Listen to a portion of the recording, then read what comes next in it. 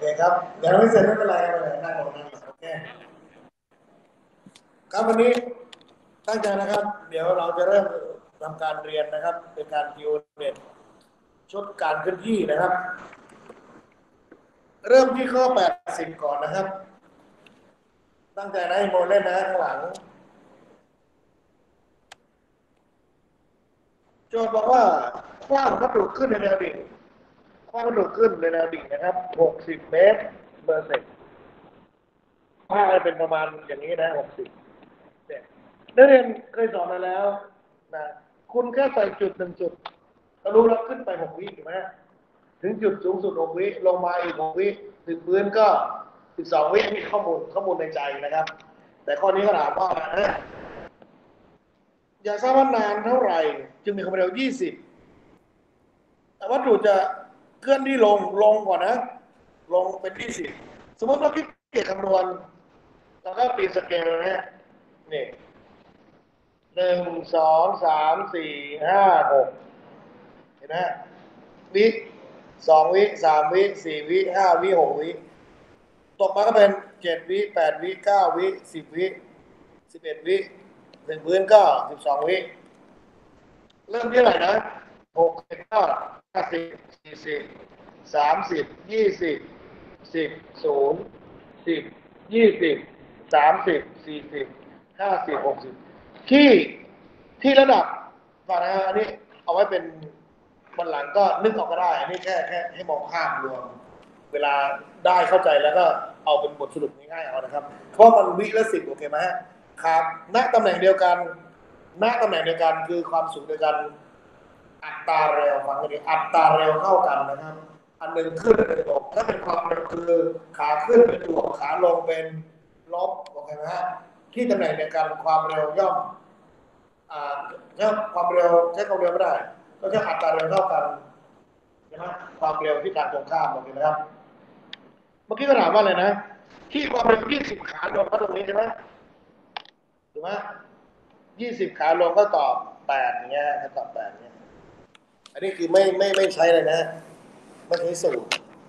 แต่บางทีก็ใช้สูตรเร็วกว่าไม่ใช้สูตรนะแล้วแต่นะอันนี้ลองใช้สูตรครับโจทย์ให้เรามั่ง u เป็น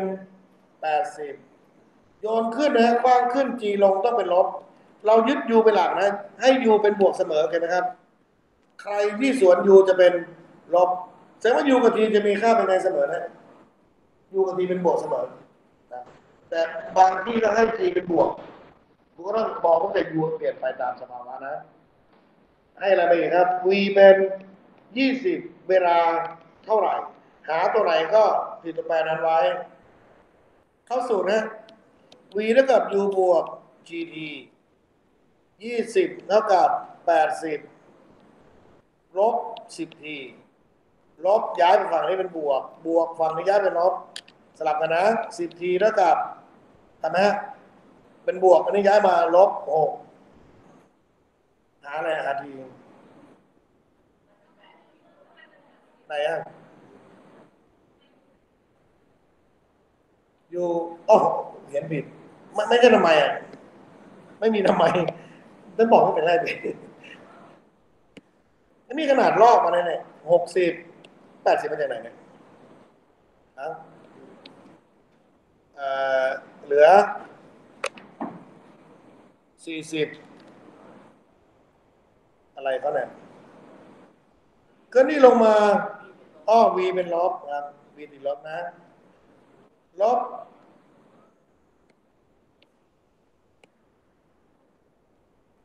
ย้ายฝั่งเป็นบวกเป็น10t เท่ากับ80t เท่ากับ8 วิโอเคใส่ฝังใจที่8เลยเขียน80ตั้งแต่แรกนะ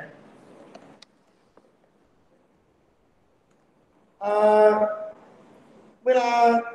นักเรียนเขาบอกขาลงแสดงว่าติดนะฮะติดลบขาขึ้นเป็นบวกถ้าไม่เยอะมากก็ติดสเกลก็ตอบได้เลยเร็วกว่านะครับแต่สูตรต้องพิธีพิถันเรื่องเครื่องหมายด้วยและการคิดคำนวณด้วยนะโอเคครับไม่เป็นไรจะใช้วิธีไหนไม่สำคัญนะขอให้ได้คำตอบเป็นใช้ได้ต่อไป81นะฮะทำไหมเอา เอาสักวิธีหนึ่งคุณไม่ต้องเอา30 วิธีแบบผมก็พูดไปแต่บางคนไม่เข้าใจอันนี้ชอบแบบนี้ก็เลยเลือกเอานะไม่ชอบอะไรสักอย่างเลยก็ไม่น่าจะรอดคว้างวัตถุลงมีคว้างลงนะฮะดูนะโจทย์คว้างลงคว้างลงเอ่อในแนวดิ่งปรากฏว่าเวลาผ่านไปให้อะไรมา g เท่ากับ2.5 วินะ2.5 วิวัตถุเคลื่อนที่ลงด้วยความเร็ว40 เมตรต่อเซกจงหาความเร็วเริ่มต้นแสดงว่า u รู้ไหม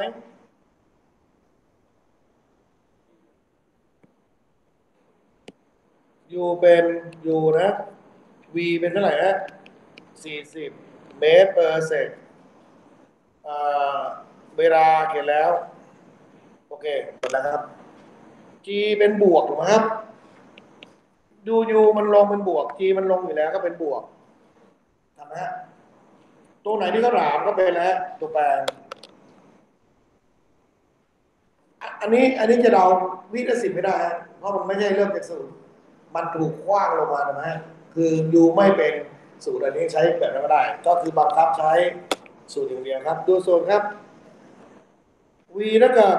u บวก gt ทันไหมครับ v เป็น40 u เป็น u บวก10คูณ2.5คูณกันก็ได้25บวกอยู่ครับย้ายไปลบ25นะเพราะฉะนั้นอยู่เท่ากับเท่าไหร่ฮะ15 เมตรเปอร์ก็ตอบอะไรที่มันเรียนสูตรเดียวก็จะเป็นโดเน็ตนะครับอะไรที่มัน2ขยักมันจะเป็น2ขึ้นไปก็ดูกันแล้วกันนะโอเคต่อไปเป็นทฤษฎีฟังเยอะๆนะครับอยากให้ตั้งใจฟังเยอะๆกรณีนี้เป็นทฤษฎีเพราะว่ามันใช้ได้ทั้งทุกอันที่เป็นฟิสิกส์และสามารถไปใช้ในตอนที่เป็นมหาลัยได้ที่ในสมการที่เขาจะใช้เป็นแคลคูลัสทฤษฎีเปลี่ยนไม่ได้อยู่แล้วครับตัวส่วนลักษณะไอ้ฟอร์มูลาสูตรต่างๆเปลี่ยนไปตามครูผู้สอนแต่ทฤษฎีไม่น่าจะเก่งพอพวกไอน์สไตล์พวกนี้โอเคแล้วก็เรียนตามชาวบ้านไปก่อนนะตั้งใจฟังต่อไปเป็นเรื่องอะไรฮะ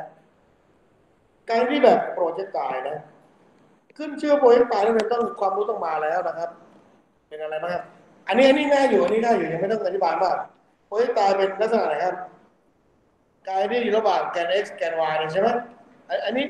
ถ้าเขาสอบออกมาอย่างนี้ไม่ได้ไม่รู้จะพูดไงแล้วใช่ไหมก็เป็นปกติเป็นเส้นตรงเนี่ยแหละ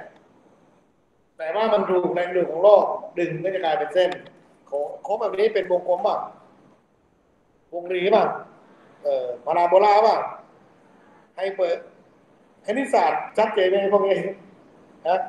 ก็ได้เป็นอะไรครับให้เปิดจากไฮเปิดมันจะมีกี่อัน2 อันพาราโบลา2 อันนะตรงข้ามกันนะพูดเดี๋ยวครูคณิตศาสตร์ได้เราไม่ใช่พูดโดยเชิงธรรมดานะคราวนี้มาดูข้อ83ครับ83นะอันนี้แหละต้องจำทฤษฎีครับเมื่อกี้มันแค่ลักษณะการได้แบบวิธีโค้งพอขึ้นชื่อว่าโปรเจกต์ไกด์โผล่มานะครับนักเรียนต้องรู้อะไรบ้างเห็นไหมมามองตรงนี้รู้อะไรบ้างครับ1วัตถุเคลื่อนที่พร้อมกัน2 แนวถูกไหมอันนี้เกิดอะไรฮะเกิดพร้อมกันนั่นแหละครับพร้อมกัน2 แนวโดย vx ตั้งฉากกับ vy คือยังไม่ต้องไปดูความรู้ต้องมาก่อนนะฮะ vx ต้องตั้งฉากกับ vy เสมอด้วยนะโดย vx เป็นยังไง vx โดย vx จะคงที่เสมอแสดงว่าคงที่ถ้าบังคับใช้สูตรเขาใช้สูตรเดียวคือ vs กับ vx t ถูกไหมครับเห็นไหมฮะส่วน vy เป็นยังไง v กับ y จะเปลี่ยนถูกไหมจะเปลี่ยนความเร็วคำว่าเปลี่ยนก็คือเกิดอะไรขึ้นนะเกิดความเร่งภายใต้แรงดูดของโลกโอเคนะสูตรที่ใช้ก็เป็นอะไรบ้างครับ v เท่ากับ u บวก gt เหล่านี้โอเคไหม v กำลัง2กับ u กำลัง2บวก 2s สูตรเหล่านี้ ใช้กับการที่แบบแนวดิ่งคือพูดง่ายๆแนวดิ่งคิดแบบแนวดิ่งแนวราบคิดแบบแนวราบสองสิ่งนี้มีเวลาอะไรกันนะฮะเท่ากันก็เหมือนกับวัตถุสองก้อนถูกไหมสองก้อนที่เคลื่อนที่พร้อมกันแนวใครแนวมันโอเคนะอันนี้จากคอนเซ็ปต์ตรงนี้เราก็มาดูว่าโจทย์ข้อนี้เขาพูดถึงอะไรบ้างครับเป็นการตกแบบอิสระไหมอิสระบ้างไม่นะอันนี้ห้ามตอบนะไม่อิสระนะครับสองแนวนี่สองแนวหมดเลยนะไม่ได้หมายถึงทุกคนนะสองแนวแบบไหนก็ดูนะครับแนวหนึ่งความเร็วคงที่อันนี้เหมือนกำลังพูดถึงใครครับ vx มันเป็นไปได้ถูกไหมแล้วอีกนะครับส่วนอีกด้านหนึ่งความเร็วไม่คงที่เนี่ยจะเป็นแนวแกน y ดูไปก่อนนะเราอย่าเพิ่งสรุปอาจจะถูกมากที่สุดก็ได้เดี๋ยวถ้าอื่นผิดก็คือข้อนี้ถูกแน่นอนโอเคไหมเกิดสองแนวตั้งฉากกันx กับ y ตั้งฉากกันไหมตั้งฉากกันด้วยนะอันข้างบนไม่ได้พูดตั้งฉากกันนะมันยังมีอะไรอยู่นะโดยแนวหนึ่งคงที่อันนี้เป็นอะไร vx และอีกแนวหนึ่งความเร่งคงที่คืออะไรฮะความเร่งคงที่คือ g ความเร่งคงที่คือ v เปลี่ยนโอเคไหมฮะนะนี่ไง v เปลี่ยนนี่เกิดความเร่งอันนี้ถูกมากกว่าข้อสองอีกหน่อยหนึ่งตรงไหนฮะเห็นไหมตามคอนเซ็ปต์ที่เราตั้งไว้ล่างทุกคำพูดต้องมาหมดครับต้องเอาหมดนะมันไม่ได้เยอะนะครับแต่ต้องทุกคำพูดถูกไหมฮะไม่ใช่เอาแค่ตัวเขียนบางทีพูดกับเขียนก็ไม่เหมือนกันต่อไปข้อสี่ฉากกันแต่แนวตามคงที่อันนี้ไม่ใช่แน่นอนเพราะนั้นจะเห็นว่ามันจะมีถูกอยู่สองข้อแต่ถูกที่สุดก็คือข้อสามโอเคไหมจริงๆแล้วคือตามทฤษฎีของมันที่พูดข้างล่างเป็นขาดแม้แต่คำใดคำหนึ่งก็ยังถูกไม่หมดไงทฤษฎีจำนะครับต้องจำนะทฤษฎีสำคัญที่สุดเรียนฟิสิกส์ทฤษฎีสำคัญที่สุดครับสูตรเนี่ยแค่สมมติขึ้นมาแค่นั้นเองนะต่อไปนะทันนะครับนะต่อไปข้อ84นะยังเป็นโปรเจกต์ตายเพราะนั้นครูก็ยังไม่พูดทฤษฎีเพราะพูดไปแล้วเรามาตอบกันเลยนะว่ามันถูกไหมนี่ในระดับแนวดิ่งความเร็วคงตัวเป็นไงพี่ถูกไหมมันคงตัวแค่ใครนะแค่ในระดับแนวนี้เป็นไงไม่คงตัวแล้วข้อนี้เป็นไงเลยนะทันนะความรู้เมื่อกี้เลยต่อไปแนวระดับแกน x นะและแกน y มีความเร่งคงตัวถูกไหมแกนดิ่งเนี่ยมันมีความเร่งคงตัวคือ g แนวเนี้ยความเร่งเป็นนะศูนย์ความเร็วคงที่ความเร่งเป็นศูนย์โอเคไหมข้อสามแนวระดับความเร็วคงตัวอันนี้ถูกไหมถูกนะอันนี้ถูกนะแนวดิ่งความเร่งคงตัวอันนี้ก็ถูกไหมถูกนะดูก่อนนะเผื่อมันมีแบบข้อเมื่อกี้ถูกแต่มีถูกกว่านะครับนิดเดียวดูครับแนวระดับความเร่งอันนี้ไม่ใช่ละถูกไหมไม่ใช่ละเพราะนั้นตัดสินใจตอบครับเกิดอะไรขึ้นเขาบอกอะไรนะเชื่ออะไรไปนะครับมีเด็ดไปเลยครับมาดูดิพี่น้องครับเขาอัดวิดีโอโรงเรียนด้วยจะได้รู้ว่าอินเทอร์เน็ตมีปัญหานะฮะนี่ขนาดใช้ของส่วนตัวแล้วนะของใครเขาแกเอาไปเปล่าของไหน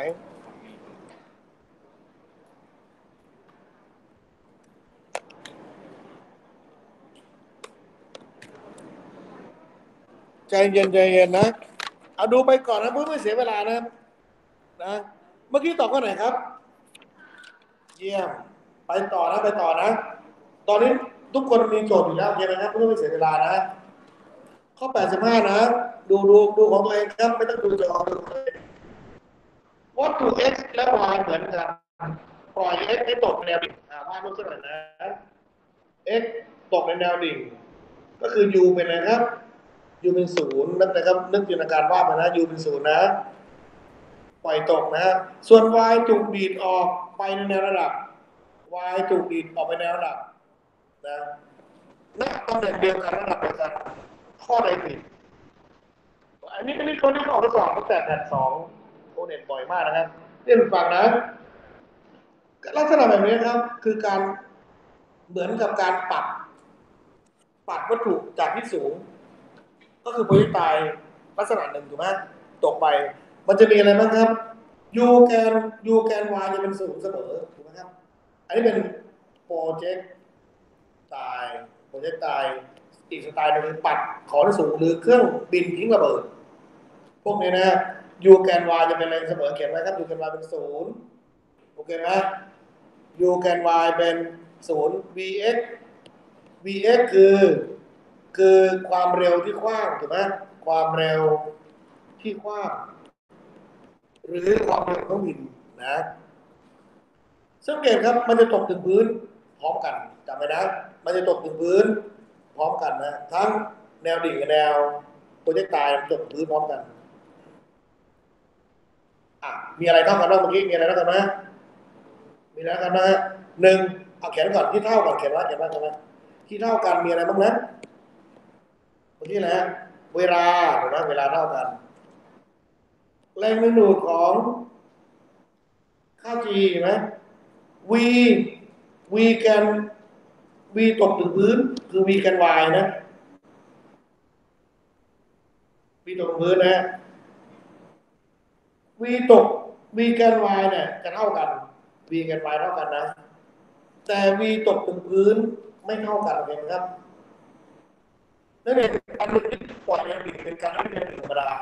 ไอ้ที่ปัดเป็นตรงเป็นโปรเจกต์ไตล์ใช่ไหมเดี๋ยวก่อน x คือมายังเอามาแล้วผมจะได้วาดรูปประกอบเมื่อกี้วาดไปมันก็ไม่เห็นก็จินตนาการก็ไม่เห็นนะเอาใหม่นะตอนนี้เป็น2แกนโอเคไหมคือแนวแกน x มองก่อน x เนี่ยมีข้อมูลอะไรบ้างนะ u เป็น0 g เป็น g นี่นะแทนไปก่อนนะหน้าความสูงคืออะไรครับ s ตกถึงพื้นก็คือ v อันนี้ v พื้นนะแล้วแนวนี้นะครับโปรเจกต์ไตล์ถ้ามันตก v พื้น v เนี่ย v ตกที่พื้นมันจะต้องเป็นอย่างนี้เสมอนะครับ v แกน x v แกน y v ที่ตกถึงพื้นคือ v ตรงนี้นี่นะนี่คือ v พื้นการที่โปรเจกต์ไตล์นั้นเขาจะเน้นว่าเป็นแกนอะไรนะถ้าไม่บอกแกนถือว่าเป็น v ลับ v ลับทุกๆ v ลับนะครับเนี่ยอันนี้เป็น vx นี่เป็นอะไรครับ vy ตั้งฉากตรงนี้คือ v เลยนะ v รับจุดนั้นเช่นจุด a ก็เป็น va ของจุดนั้นตรงจุดนี้เขาจะไม่บอกว่าเป็นแกนอะไรถูกไหมเขาบอกความเร็วณจุด a หมายความว่าไม่บอกแกนถือว่าเป็น v ลับต้องเข้าสู่สแควร์รูทแต่ถ้าเป็นอะไรนะเป็นความเร็วแกน x ชัดเจนคือ vx ความเร็วแกนไม่ดีก็คือความเร็วแกน y เพราะสูตรตรงนี้ฮะ v ตรงนี้คือ vx กำลัง2บวก vy กำลัง2นี่คือ v ลับต้องหาอย่างนี้นะครับส่วนบำรุงโปรเจกต์ไตล์นะคือลักษณะแกน y นะแกน y แบ่งเป็น2อันคือนะ x กับอะไรครับ y นะแกน x v คงที่ถูกไหมพอมองแกน y uy เป็น0ค่า g เป็น g s สูงเท่ากันนะฮะเห็นไหมครับ s สูงเท่ากัน v แกน y ก็ต้องเท่ากับ v ของตกเสรีถูกไหมบอกนะเพราะฉะนั้นคุณจะเขียนอันนี้ vy เนี่ยเท่ากับ v ตกเสรีถูกไหมแต่ถ้า v ที่พื้นไม่ได้บอกแกนมันต้องเข้าสู่อะไรนะ vy เท่ากันก็จริงแกน x ไม่มีอะไรเงี้ยเห็นนะลักษณะเวลาคุณจะตอบไหนครับข้อใดเกือบหาข้อถูกไหมโหหน้าแลนด์พอดีเลยนะข้อใดอะไรนะผิดนะถ้าโจทย์ถามข้อใดผิดหาข้อถูกถ้าโจทย์ถามข้อใดถูกพยายามหาข้อผิดมันจะเร็วขึ้นข้อใดผิดนะครับ x กับ y ตกถึงพื้นพร้อมกันนะพร้อมกันเพราะเวลาเป็นไงเนี่ยนี่เวลาเป็นไงเท่ากันถูกไหมทันไหมครับทันไหมข้อนี้เป็นไงข้อนี้เป็นไง ถูกนะ x y มีความเร่งเท่ากันความเร่งเท่ากันไหม x กับ y เอาละอันนี้มีถามต่อครับบางทีทำไปทำมามีถามต่อเลย1ได้2 3 4นี่มองก่อนไม่มีต่อ x กับ y ความเร่งเท่ากันไหมไม่มั่นใจไม่เป็นไรเอาอันอื่นก่อนครับ ความเร็วขณะกระทบพื้นบอกไว้แกนอะไรเนี่ยฝั่งแกน y มีสองแกนถูกไหมก็คือ x กับ y อันนี้ไม่ได้บอกแต่เป็น v ลับ v ลับของแกน y vx v vx ไม่เท่ากันถูกไหมแต่ก็บอกอะไรนะเท่ากันถูกไหมบอกไหมแค่แกน x เนี่ย vy เท่ากับ v ของแกน y ของคนไม่ตายแต่ v นั้นต้องหาอะไรฮะสแควร์รูทก่อนถูกไหมฮะเข้าใจป่ะอีกอันหนึ่งคือไอ้ตัวเนี้ยมันเท่ากับของอะไรของแนวดิ่งอันนี้ใช่ไหมครับแต่ของโปรเจกต์ตายเนี่ยมันต้องมาหาสแควร์รูทอีกดังนั้นมันจะเท่าไหมจะเท่าไหมไม่เท่าอยู่แล้วเห็นไหมทำไหมเนี่ยแกนนี้เป็นเสรีถูกไหมอันนี้เป็นอะไรนะเป็นโปรเจกต์ตายถูกไหมเสรีเนี่ย vy มันได้อยู่แล้วคือ vy ส่วนโปรเจกต์ตายเนี่ยมันต้องเข้าสู่สแควร์รูทนี่ก่อนถูกไหมครับถูกไหมถึงแม้ vy เท่ากันแต่อันนี้มันบวก vx ไปด้วยยังไงก็ไม่เท่ากันครับ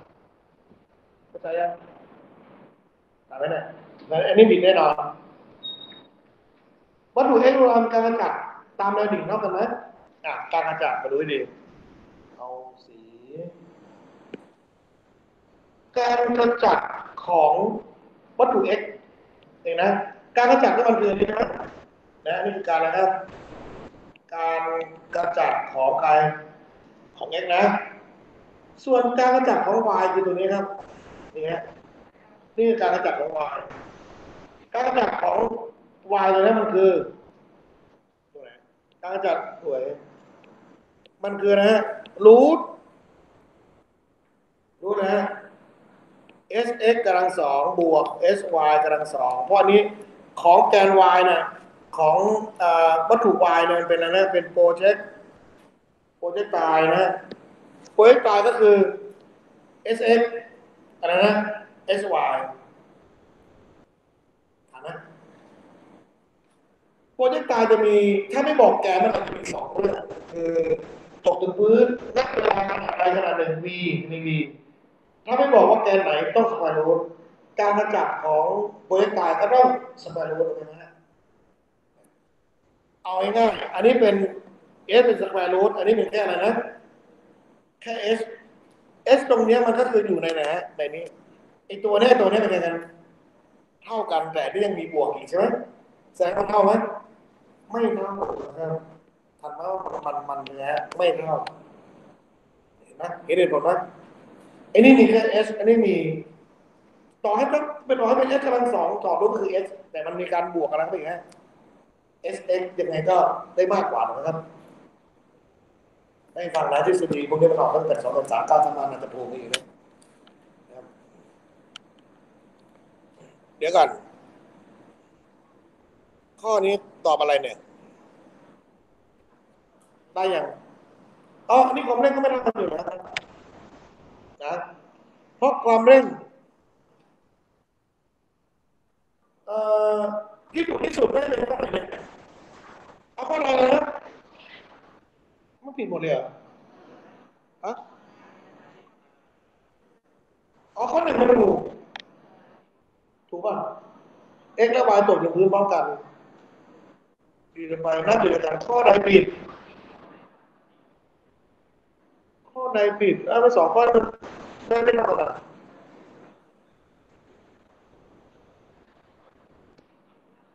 ขณะกระทบพื้น y มีความเร็วเท่ากับคณะพื้น x y อันนี้มันไม่เท่าเดี๋ยวนะอันนี้ไม่เท่าอันนี้ก็ผิดหรอการกระจัดก็ไม่เท่าอันนี้ก็ผิดที่นี่ดูผมว่าแปลกๆผิดทั้ง2 ข้อถูก1 ข้ออันนี้ตรงไหน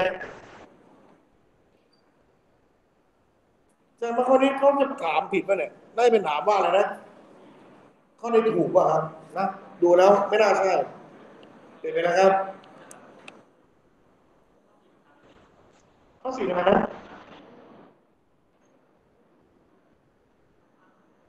อ๋อข้อสี่นั่นเองการจัดตามระเบียบของการเป็นของคุณว่าข้อสี่ที่เป็นไงนะข้อสี่มันถูก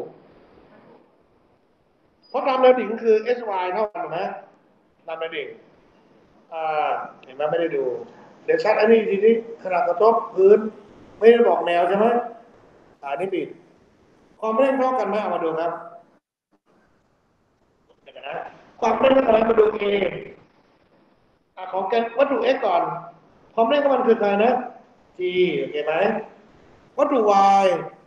ความเร่งต้องเป็นความเร่งเฉลี่ยนะครับวัตถุ y เขามีกี่แกนกี่แกนนะสองแกน a x กำลังสองบวก a y กำลังสองโอเคไหมเพราะอันที่สองมันโพซิชันต้องมีเบิกลับเขาไม่ได้บอกแกนโอเคไหม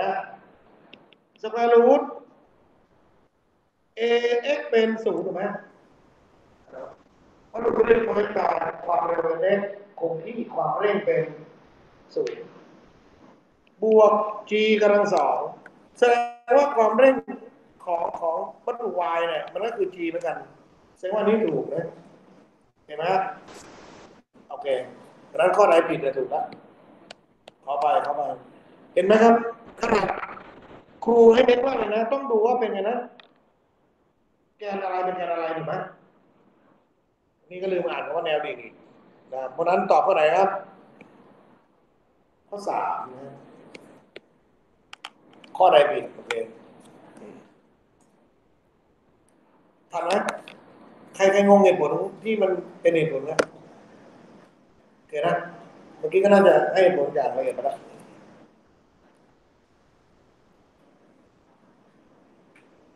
ต่อไปก็85 นะเรื่องโจทย์ที่ต้องฟังนะผมประมาณเยอะเลยพวกเกี่ยวกับทฤษฎีนะวัตถุชนิดเดียวกันสองก้อนนะ A และ B A ถูกคว้างออกไปในระดับไม่มีพื้นที่วาดรูปนะ A วัตถุ A นะคว้างไปในระดับแบบนี้นะครับส่วนวัตถุ B ถูกปล่อยลงเหมือนกันเลยนะเหมือนเมื่อกี้ไหมเหมือนเมื่อกี้ไหม A คว้างไป B ปล่อยลงนะปล่อยลงที่ความสุขในกันไม่ต้องอธิบายนะคอนเซ็ปต์เมื่อกี้เลยนะมีอะไรบ้างนะเท่ากันเมื่อกี้มีอะไรเขียนก่อนอะไรที่เท่ากันคนจำนะจำที่เท่าเดียวนะที่ไม่เท่าเลยให้เป็นกันถ้าลักษณะแบบนี้หนึ่งอะไรเท่านะเมื่อกี้ที่ผ่านมา T สองอะไรเท่านะ G ใช่ไหมเมื่อกี้พิสูจน์มาแล้วสามอะไรครับถ้าเป็นถ้าเป็น V ต้องเป็น VY เนาะมันจะเท่ากับ VX เท่ากับ VA เท่ากับ VB ไม่ได้ถูกป่ะอันนี้โอกาสหาเท่าได้มีอะไรอีกไหมครับเนี่ยถ้าเป็น V ของวัตถุ A จะต้องเท่ากับ V ของวัตถุ B ที่อยู่ในแนวแกนเลยนะแกน Y เท่านั้นงงไหมที่ผมเขียนเล่น Y ไว้งงไหมครับถ้าไม่มีคำว่า Y คำหนึ่งถือว่าเป็นไงเลยผิดเหมือน S เมื่อกี้ครับเหมือน S เมื่อกี้ S ของ A เท่ากับ S ของ B แต่ของ B ต้องเป็นแกนอะไรเท่านั้นแกน Y เท่านั้นงงปะแสดงว่าที่แน่ๆเลยคืออะไรนะสองอันนี้คือพูดรวมๆโป๊ะได้เลยถูกไหมเวลาเท่ากันแล้วตกถึงพื้นเป็นไงกันเท่ากันนะเอาละมาพิจารณาครับอันนี้เขาถามว่าข้อใดหรือเนี่ยข้อใดอยู่นี่ฮะถูกที่สุดด้วยนะเอกับบีตกถึงพื้นพร้อมกันไหมพิสูจน์กันแล้วเมื่อกี้ข้อนี้เป็นไงนะถูก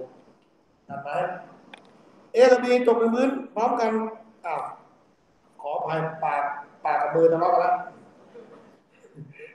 เมื่อกี้อ่านโจทย์ไปอ่านข้อสองนะนี่ไงมาดูเอ A วัตถุ A และวัตถุ B นี่ตกไปนะตกในพื้นพร้อมกันไปอ่านข้อขอไข่ก่อนนะ A ตกในพื้นหลังอันนี้ไม่ใช่นะเพราะตกในพื้นพร้อมกัน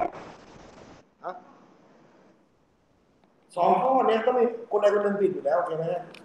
แต่เราสรุปแล้วนี่มันตกในพื้นเป็นไงกันตกในพื้นไงกันครับเท่ากันก็ต้อง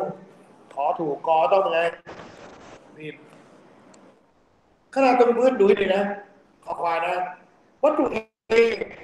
มีอัตราเร็วสูงกว่าวัตถุ B ให้สูงกันอ่ะให้สูงกันเอาเมื่อกี้เพิ่งทำเองไหนครับนี่เขาไม่ได้บอกแกนใช่ไหมเขาบอกวัตถุ A วัตถุ B ใช่ไหมพูดรวมๆเลยไหมวัตถุอะไรนะวัตถุวัตถุที่แนวดิ่งคือวัตถุ B เนี่ยมันต้องมากกว่าอะไรครับมันต้องมากกว่า A ถูกไหมเอาเขียนไว้เขียนตรงนี้ไว้ครับเขียนไว้ข้อห้าอะไรนะ V V พื้นใช่ไหม V พื้น A น้อยกว่า V พื้นนะครับ B ถูกไหมสรุป B เอาขอไปนี่มันสลับกันผมเขียนสลับกันแต่แรกแล้วมั้ยเนี่ยได้เลยสลับ A B แต่แรกเลยนะเมื่อกี้มันเลิกติดตรงนี้มานะสลับ A B แต่แรกเลยอะไรอ่ะโอ้ย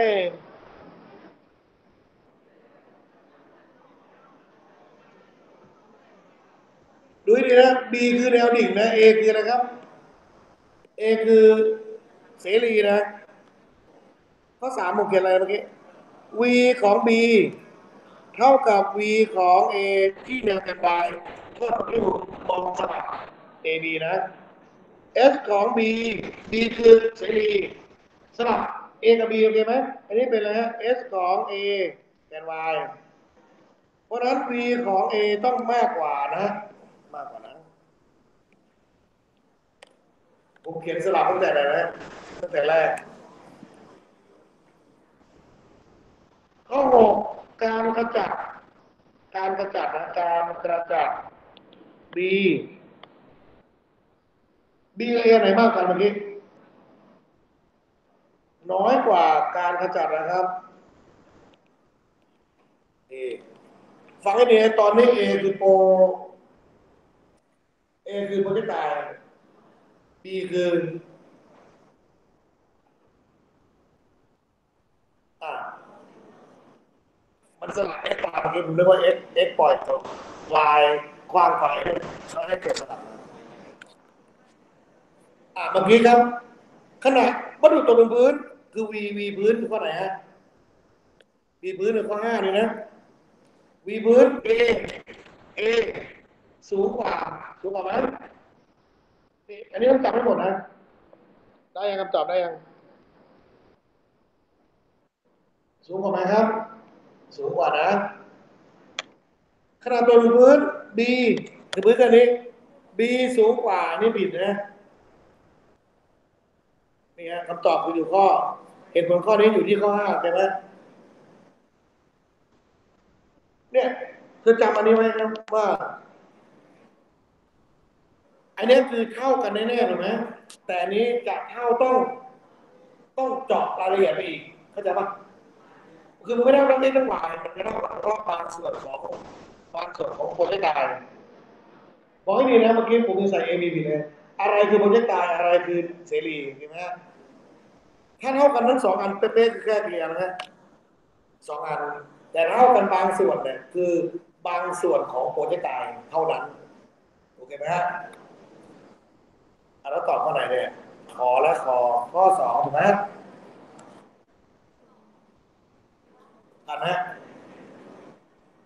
ฮัลโหลทันไหมใครสงสัยอะไรไหมครับเวลาดึงโจทย์แล้วก็เขียนผิดบอกนะเพราะมันเป็นภาษามากพูดอยากเขียนใหญ่โอเคนะต่อไปข้อใดผิดเนี่ยแบบโปรเจกต์ตายจากเรื่องโปรเจกต์ตายก็พูดมาเยอะแล้วนะเราควรจะไม่ควรแล้วนะเราตอบเลยครับณจุดสูงสุดความเร็ว และความเร่งมีขนาดเป็นศูนย์ไม่เป็นศูนย์ดูอ่านจริงป่ะเป็นศูนย์ไหมเอาใครว่าเป็นยกมือข้อที่ใครว่าถูกยกมือข้อที่ใครว่าถูกยกมือครับเร็วณตำแหน่งสูงสุดเขาบอกไม่เป็นศูนย์แต่เธอบอกว่าข้อนี้ผิดใช่ไหมมันเป็นศูนย์ใช่ไหมใครบอกผิดยกมือฮะโอเคมาดูเหตุผลนะแล้วเธอจะรู้สึกแสดงว่าอะไรถ้าผิดแล้วเซฟจะบอกช่วยดีลิทได้ไหมดีลิทแบบฟอร์แมตนี่แหละฟอร์แมตนะมาดูนับจุดสูงสุดที่บริการนะตรงนี้นะนับจุดสูงสุดตรงนี้ครับตามหลักแล้วก็มีนะอะไรนะ vx แล้วก็ v แล้ว vy นะครับแต่ที่เดินจำนะคือ vy เป็นอะไรนะเวลาจำอัตราเร็วอัตราเร็วณจุดสูงสุดเป็นศูนย์ยึดเปลี่ยนคือขนาดขึ้นขนาดลงจึงเกิดความเร็วนะและณจุดนี้เองครับ v ที่สูงสุดเนี่ยมันจะคืออะไรฮะ vx กำลังสองบวก vy กำลังสองถามว่าเขาบอกแกนนะครับเขาบอกแกนไหมบอกแกนไหมไม่บอกแกนก็ต้องเป็น v ลับถูกไหมถ้าบอกแกนก็เป็นตัวใดตัวหนึ่งโอเคไหมอันนี้ระวังให้ดีนะใช่ตอนนี้มันได้ vy เป็นอะไรอยู่เนี่ยครับ vy เป็นศูนย์นะดูดีครับ vy เป็นศูนย์เนี่ย vy เป็นศูนย์ก็ตัดนี้ก็เหลือ vx เพราะฉะนั้นคำตอบมันก็คือ vx นะครับวันหลังจำเนี้ยนักตำแหน่งสูงสุดความเร็วเอาความเร็วกันนะความเร็วจะเท่ากับอะไรครับ vx โอเคนักถึงสุดนะที่ถูกต้องขึ้นไปในตัวแสดงข้อหนึ่งเป็นไงนะเป็นศูนย์ว่าไม่เป็นศูนย์นะอันนี้บอกไม่เป็นศูนย์ที่เธอบอกว่าผิดนี่เป็นไงนะตอนนี้เป็นไงนะยังมีดูอ่ะมันเป็นศูนย์อะไรมันเท่ากับอะไรเนี่ย x มาดูความเร่งบ้างอันนี้ความเร่งณจุดสูงสุดที่เป็นความเร่งเมื่อกี้เราไม่ดูแล้วเนี่ยครับความเร่งก็มีสองแกนความเร่งลับความเร่งลับก็คืออะไรนะรูท a แกน x กำลังสองบวก a แกน y กำลังสอง a แกน x เป็นอะไร a แกน x เป็นอะไรศูนย์วัตถุคณิตแบบโพลิการความเร็วแกน x คงที่ความเร่งเป็นศูนย์บวกแกน y ก็คือ g กำลังสองต่อรูทก็คืออะไรฮะ gมันสูงไหมล่ะ g มันสูงไหมเออ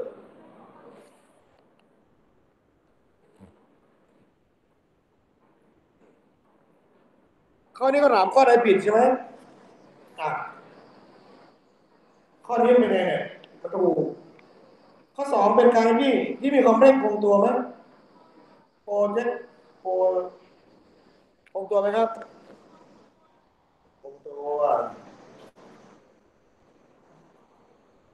คงตัวนี่คือมีค่านี่ไงเราเพิ่งทำนี่ไงเราพูดออกมาแล้วเมื่อกี้เองถ้าโปรเจกต์ตายต้องพูดลับถูกไหมถ้าพูดแยกแกนต้องแกนเอ็กแกนวายเลยนะถ้าพูดคำว่าโปรเจกต์ตายเลยคือมันเกิดพร้อมกันสองแกนต้องเป็นลับก็คือไม่พูดถึงแกนอะไรแกนหนึ่งก็คือลับเพิ่งหาเมื่อกี้นะความเร่งคืออะไรนะค่าปีคือตรงนี้เพราะฉะนั้นอันนี้เป็นไงนะดูเห็นไหมถ้าบอกแกนอีกเรื่องหนึ่งถูกไหมครับเพราะฉะนั้นเรื่องไม่ได้ตายอ่อนบ่อยมากเพราะเด็กชอบจำธรรมดามาไม่ได้แยกว่าแกนอะไรเป็นแกนอะไร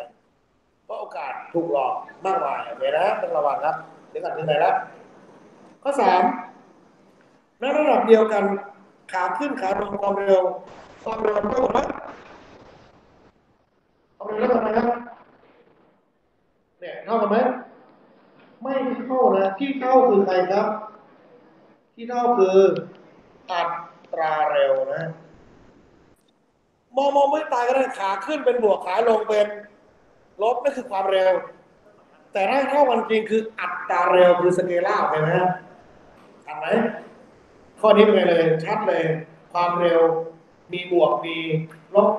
ขาขึ้นเป็นบวกขาลงเป็นลบบอกเท่ากันเวกเตอร์เราแค่บวกกับลบก็เป็นไงนะครับไม่เท่าถูกไหมอันนี้เป็นไงเลยเนี่ยผิดแน่ๆนะครับมาดูข้อสี่ความเร็วในระดับมีเข้าที่นะโอ้ชัดเจนได้เลย dx อะไรนะคงที่ตามคำพูดเลยข้อต่อข้อสามทันไหมนักเรียนอย่ามัวแต่วงรอวงข้อสามข้อสองข้อหนึ่งนะไม่มีประโยชน์เลยนะเหตุผลที่ผมว่าพูดเนี่ยผมไม่ต้องการเอาวงข้อหนึ่งข้อสองนะผมต้องการอธิบายและ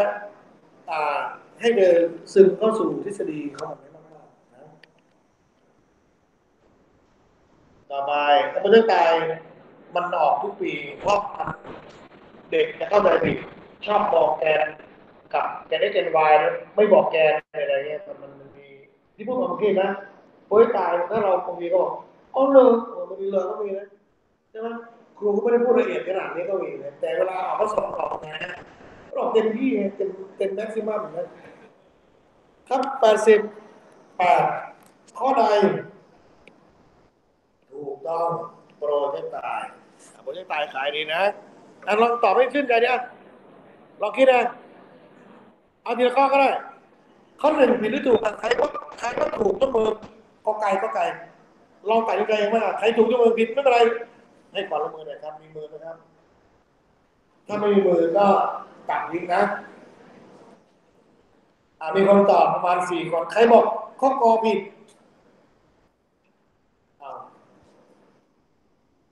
มี4 คนเหมือนกันที่เหลือก็กลับบ้านนะครับนะมีทั้งหมด8 คนสามัคคีแล้วเกินที่เหลือเป็นไงถูกครึ่งผิดครึ่งนะครับมันในข้อเดียวกันมีผิดครึ่งถูกครึ่งนะครับอ่ะมีการยี่ด้วยความเร่งของตัวไหม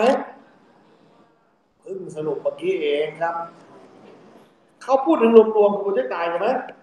โปรเจกต์ตายรวมๆความเร่งคงที่คือใครจีเพิ่งพิสูจน์มาพี่เองนี่พิสูจน์มาตรงนี้ครับเห็นไหมครับมันเป็นความเร่งรักนี่คือความเร่งของภาพรวมคืออะไรทั้งคำพูดคือโปรเจกต์ตายถ้าความเร่งที่ไม่ได้บอกภาพรวมก็คือจะได้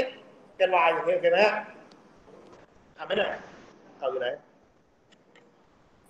พูดมาหลายข้อนะข้อขอไข่ถูกหรือผิดครับ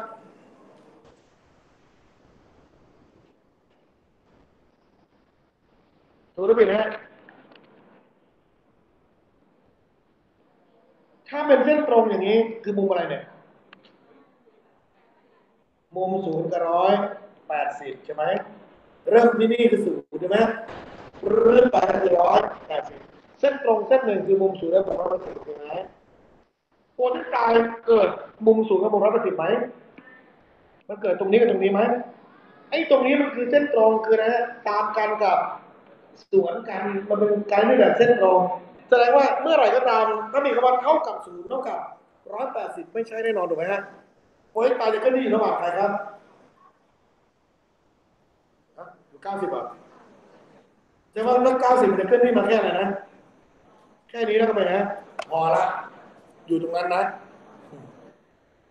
ไม่มีโอกาสตกเลยใช่ไหมนี่ครับเอา210ค้างอยู่นี่เอง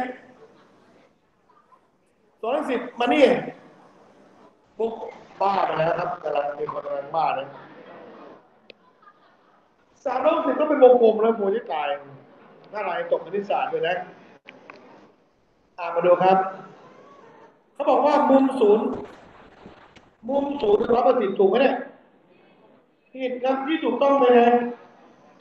ต้องมากกว่าอะไรใส่ที่ผิดเลยมากกว่า0น้อยกว่า180ถูกไหมเอาเขียนเนี่ยซีต้ามากกว่า0น้อยกว่า180อันนี้คือบริการที่ถูกต้องตัวนี้เขียนตรงนั้นดูไม่เข้าท่าเยอะเลยห้ามมีเท่ากับนะเท่ากับนี่ไม่ได้นะถูกไหม เท่ากับนี่มันคือไม่ใช่ต้องไม่ใช่เท่ากับคือตั้งแต่มุม0.01ขึ้นไปแสดงว่าข้อนี้เป็นไงฮะข้อนี้เป็นไงครับดีนะเมื่อกี้ข้อยังไม่ติดเลยข้อ3ดูระเบิดดูโอ้อันนี้อยากให้ออกสัก10 ข้อนะเต็มที่ข้อเดียวงองูเป็นการนี่เขาเน้นแก่นะครับแนวระดับคือกันเองนะไม่มีผลต่อการที่ในแนวดิ่งมีผลไหมมีหรือไม่มีทำไมไม่มีทำไมไม่มีครับมีผลนะครับไม่มีเพราะเวลาคิดเราแยกกันคิดแกน x แกน y โอเคไหมเข้าใจไหมแกน x คิดแบบแกน x ความเร็วของที่สุดคือ s กับ v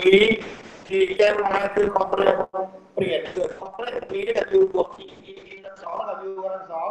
บวก2 ts อะไรไม่รู้คนละแยกกันคนละส่วนโอเคไหมอันไหนข้ออะไรฮะข้องอผิดยังไม่จบอีกเลยนักจุดรู้สึกมีวัสดุนะจำได้ป่ะฮะข้อไหนไม่ถูกผิด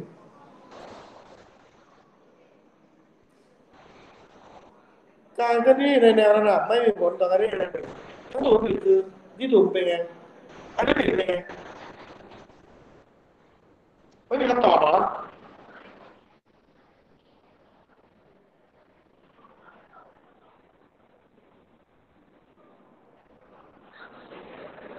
อะไรนะ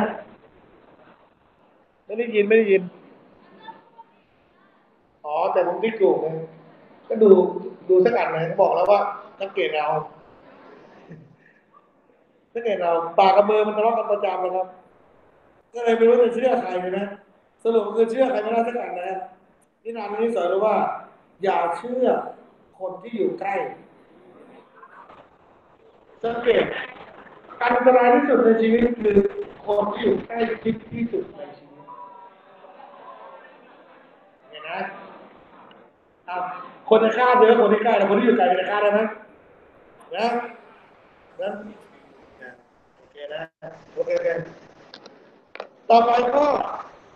ต่อจานมันไม่ต่อจานว่าอะไรนะเราสรุปไปแล้วใช่ไหมจำได้ไหมเมื่อกี้สรุปว่าไงเนี่ยณตำแหน่งสูงสุดที่สรุปเมื่อกี้ตรงไหนเอาให้ดูหลักฐานกันนี่ใช่ไหมถูกไหมตรงนี้ป่ะครับถูกไหมอ่าสรุปว่าไงณตำแหน่งสูงสุด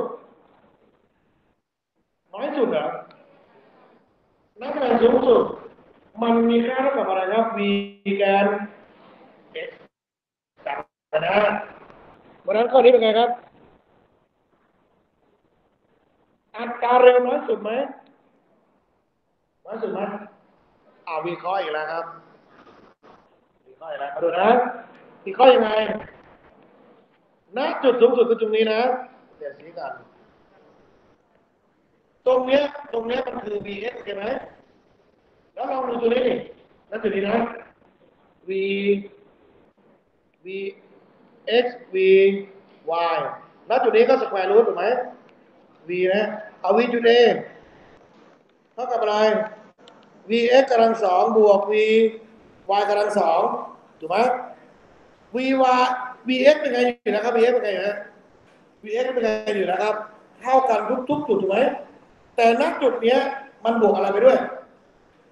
y แสดงว่าจุดนี้มากกว่าจุดยอดแสดงว่าสรุปนะครับว่าจุดที่ยอดนั้นมีความเร็วเป็นไงด้วยครับน้อยที่สุดเมื่อเทียบกับอะไรครับณจุดใดๆทั้งขาขึ้นและขาลงเหตุผลอยู่ที่ตรงไหนเหตุผลอยากหาจุดใดๆที่ไม่ใช่จุดสูงสุดก็คือเข้าสู่นี้โอเค vx เท่ากันหมดทุกที่แต่ยกเว้นจุดสูงสุดไม่มีby เพราะณจุดสูงสุดอะไรครับ by เป็นศูนย์ณจุดใดแต่โยกขึ้นหรือตก by ต้องเป็นศูนย์โอเคนะแต่ณจุดสูง by เป็นศูนย์ vx ก็กันหมดถูกไหมครับเพราะนั้นข้อนี้เป็นไงอีกถูก ตอบข้อไหนครับมีข้อใดข้อใดถูกทุกข้อยกเว้นข้อไหนเนี่ยขอไข่ไปหาเอาเองก็แล้วกันมีป่ะอ๋อมีนึกว่าตอบถ้าไม่มีก็เลือกกันเลยยังไงทิปเช็คเวลาหน่อยทิปเนี่ยยังไม่จบโปรเจกต์ตายนะครับ หวังว่าวันนี้พูดถึงโปรเจกต์ตายมากสุดๆแล้วยังไม่เข้าใจโปรเจกต์ตายเลยผมว่าไม่รู้จะพูดอะไรอีกเลยนะบทปัญญาพูดเลยอ่ะข้อนี้ตอบอะไรตอบอะไรแล้วเมื่อคว้างวัตถุออกไปในอากาศวัตถุก็ได้แบบไกลๆไม่รู้คว้างแบบไหนไม่รู้นะคว้างตรงๆก็ได้คว้างทำมุมก็ได้ถูกไหมเขาไม่ได้บอกว่าคว้างแบบไหนเนาะแต่มันก็เป็นโปรเจกต์ตายหมดแหละแรงใดเป็นสาเหตุให้วัตถุเกิดโค้งใครนะไม่โค้ง มันน่าบีบคอจริงๆเลยนะอะไรนะในรถทัวร์ปกติเราคว้างไปด้วยความเร็วแกนเอ็กซ์คงที่จะเป็นเส้นตรงอยู่แล้วถูกไหมจากที่สูงนะไม่ใช่จากที่ราบนะทำไมมันต้องเป็นเส้นตรงเพราะมันถูกดึงลงมาให้โค้งก็คือใครดึงอ่ะเอไหนนี่นะระวังมีแต่แรงนะครับนะ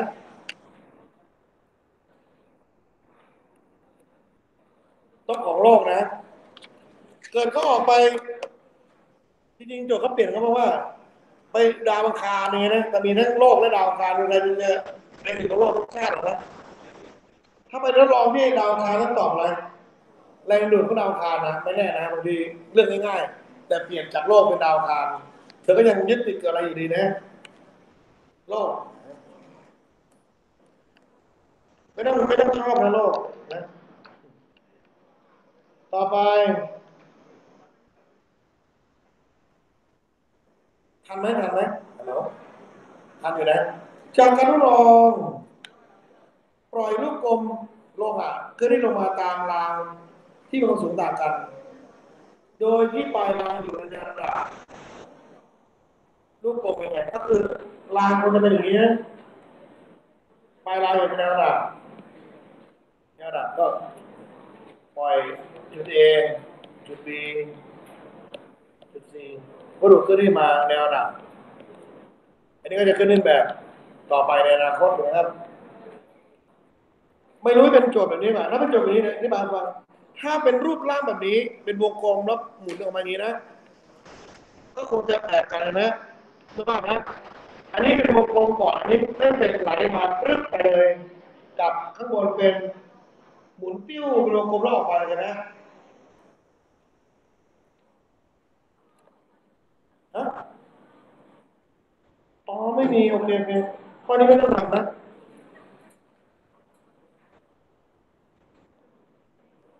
คือผมก็ไม่สามารถตอบได้เอาพูดให้ฟังก่อนเลยครับพูดให้ฟังเรื่องมันเกิดอะไรขึ้นพูดง่ายๆนะถ้าเป็นรูปร่างนะรูปร่างอันนี้ไม่ต้องตอบช้อยนะแค่อธิบายฟังลักษณะแบบนี้มันจะถามอะไรบ้างทฤษฎีเป็นยังไงบ้างโอเคไหมไหนๆก็มีมาแล้วเนอะนะณจุด A ความสูงจากพื้นโลกสูงสุดไหมบอกไหม S ที่ A เป็นไงก่อนนะมากกว่า S ที่ B เอาสองอันพอนะเอาสองอันพอนะเอาเข้าไปหมดเลยเอาสองอันพอนะเนี่ย A มากกว่า B ตามหลักของมันคือ A ก็คือ mg นะครับ mgs วิ่งออกมามีความเร็วก็1/2นะครับ mv กำลังสอง conservation of energy กฎวัดพลังงานก็คือ EA เท่ากับ B dB นะก็จะ m กับ m ถูกไหม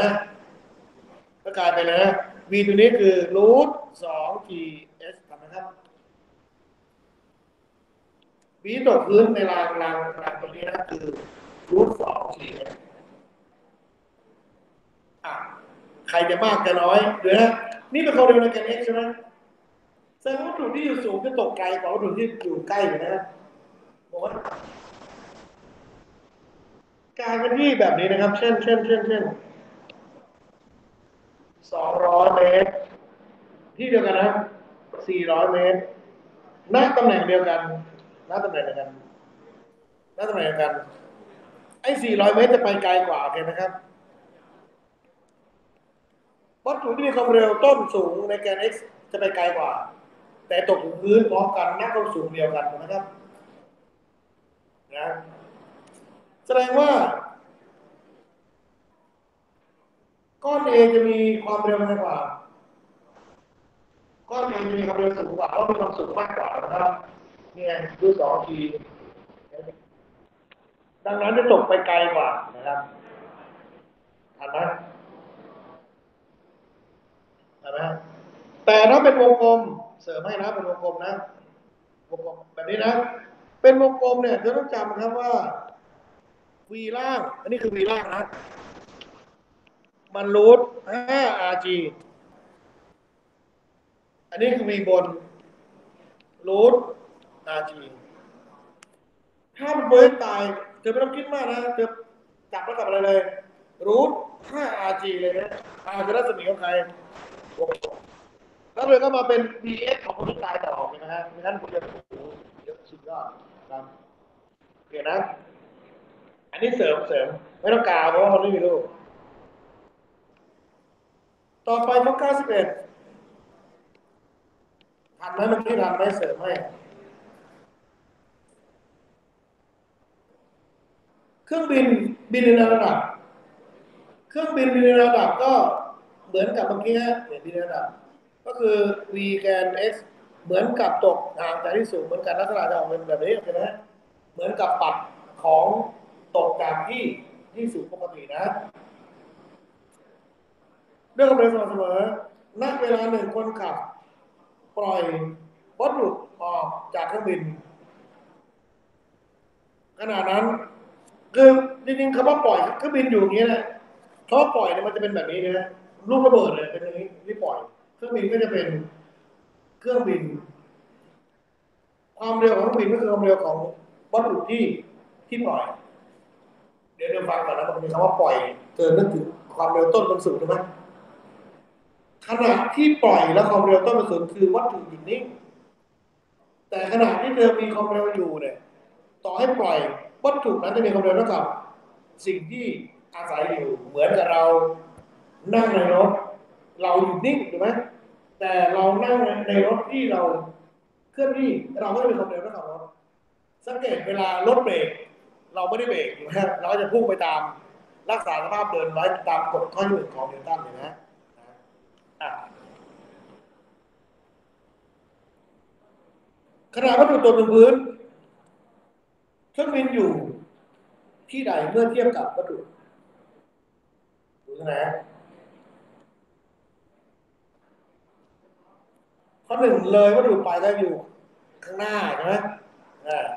อยู่ตรงกับวัตถุพอดีก็อยู่ตรงกลางตรงระเบิดพอดีนะนี่นี่10 วินาทีก็เสร็จเลยเนี่ยจะถึงกองูอยู่แล้วเด็กเอาไปช้าไปอีกไหมอยู่หลังวัตถุอยู่ตรงนี้บอกไม่แน่นอนตอบมาก่อนใครตอบใครตอบข้อ 1ยกมือฮะมองให้ดีนะมองมีข้อให้ดูกันอย่าเพิ่งรีบนะใจเย็นนะขณะที่ปล่อยคือเครื่องบินอย่างนี้ใช่ไหมถูกไหมก็คือปล่อยแต่ขณะที่มันปล่อยเนี่ยเครื่องบินต่อไหมสมมติความเร็ว20 เมตรเปอร์เซกความเร็วของไอ้ลูกระเบิดก็มีความเร็วเท่าไหร่ครับ20 เมตรเปอร์เซกถูกไหมเพราะความเร็วเท่ากันมันก็ต้องตกถึงอะไรครับจุดเดียวกันเพราะฉะนั้นการที่ระเบิดต้องทิ้งระยะสูงเลยนะเพราะฉะนั้นคนทิ้งกับคนโจรตายพร้อมกับเครื่องบินเนี่ยว่าอะไรถูกไหมไม่ใช่ขีปนาวุธคือยิงนั้นยิงด้วยความเร็วถูกไหมถูกไหมครับถ้าปล่อยโยนปล่อยเงี้ยต้องสูงเลยนะสะเก็ดระเบิดเลยนะเพราะฉะนั้นตายทั้งคนทั้งเครื่องบินนะเข้าใจยังแต่เห็นบอกอุ้ยไม่เห็นเขานั่นแหละเขายิงด้วยความเร็วเขาเป็นเครื่องยิงอันนี้เขาปล่อยอยู่ใช่ไหมฮะเห็นไหมไม่ตอบข้อไหนดีตรงวัตถุพอดี